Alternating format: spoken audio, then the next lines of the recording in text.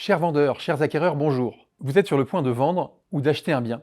Vous allez donc être confronté à plusieurs notions juridiques importantes. L'objectif de cette courte vidéo est de vous éclairer sur ce que sont les conditions suspensives. Selon l'article 1304 du Code civil, je cite, « L'obligation est conditionnelle lorsqu'elle dépend d'un événement futur et incertain. La condition est suspensive lorsque son accomplissement rend l'obligation pure et simple. » Concrètement, contenu dans l'avant-contrat, autrement appelé compromis de vente ou promesse de vente, les conditions suspensives permettent de suspendre l'exécution d'un contrat à la survenance d'événements prédéfinis en amont.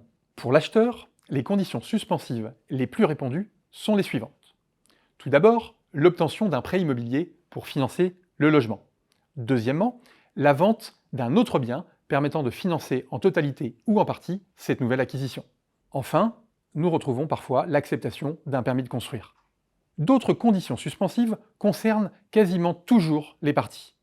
Tout d'abord, les titres de propriété antérieurs, les pièces d'urbanisme ou autres ne doivent pas révéler ni de servitude, ni de charges, ni de vices pouvant gréver l'immeuble et en diminuer sensiblement la valeur. À titre d'exemple, si l'acquéreur n'a pas été informé au préalable d'un droit de passage sur la propriété, il est en droit de rompre le contrat.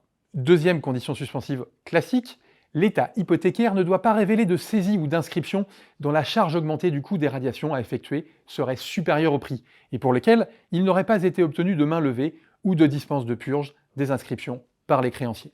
En d'autres termes, si le bien a été hypothéqué par le vendeur, c'est-à-dire que celui-ci appartient plus ou moins désormais à la banque, la vente ne pourra bien évidemment pas avoir lieu.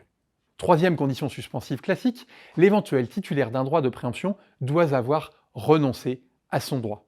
Selon la localisation du bien et son ancienneté, certaines municipalités sont prioritaires et peuvent préempter le bien au détriment des futurs acquéreurs. C'est ce qui s'appelle le droit de préemption urbain, plus communément appelé DIA. Dernière condition suspensive dite traditionnelle, le casier judiciaire des acquéreurs doit être conforme à la réglementation. En effet, ils ne doivent pas avoir été condamnés pour des activités de marchand de sommeil, sans quoi les acquéreurs ne peuvent pas faire l'acquisition du bien en question. Voilà, cette courte vidéo sur les conditions suspensives est terminée. J'espère qu'elle vous aura donné entière satisfaction. N'hésitez pas à solliciter nos équipes si vous avez la moindre question complémentaire. À très bientôt.